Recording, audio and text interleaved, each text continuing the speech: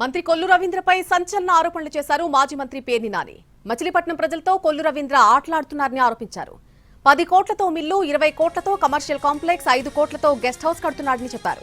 అయితే రవీంద్ర చేపడుతున్న ఏ ఒక్క నిర్మాణానికి ప్లాన్లు లేవని ఆరోపించారు.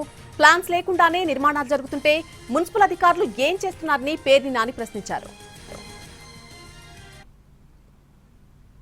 3 ఆస్తులు ప్రస్తుతం బందర్లో భారీగా, ఒకటి 10 కోట్లతో ఒక మిల్లు కడుతున్నారు కొత్తగా, అలాగే మరొక 20 కోట్ల 25 కోట్లతో ఒక కమర్షియల్ కాంప్లెక్స్ కడుతున్నారు, అలాగే మరొక 4-5 కోట్లతో ఒక గెస్ట్ హౌస్ కడుతున్నారు బందర్ కోటలో.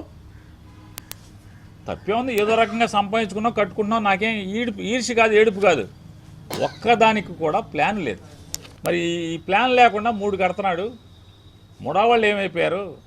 ముడా అధికారులు అందరూ ఏమైపోయారు? సముద్రం బంగాళాఖాతంలో ఏమైనా కలిసిపోయారా? మున్సిపల్ అధికారులు ఏమైపోయారు? తిట్టుకుంటానే ఆనందంగా సమ్మగా పనిచేస్తున్నారు అనుకోండి మున్సిపల్ కమిషనర్ గారు కొల్లు రవీంద్రకి అడుగులు మడుగులుతూనే. ఆయన ఒక్కడికి ఇంతవరకు అదే.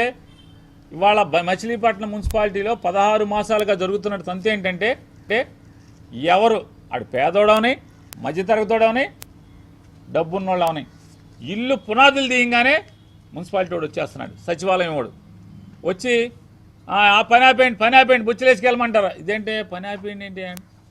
మాకు తెలియదయ్యా, మంత్రి గారు చెప్పాడు కొల్లు రవీంద్ర గారు, మీరు ఇన్ఛార్జిని కలిసి ఇన్ఛార్జితో నాకు ఫోన్ చేయిస్తేనే తప్పితే ఇల్లు మీరు మొదలు పెడతాకి లేదు, కడతాకి లేదు. ప్లాన్ తెచ్చుకున్నామయ్యా, ప్లాన్ తెచ్చుకున్నా సరే మాకు అనవసరమయ్యా, కుదరదు.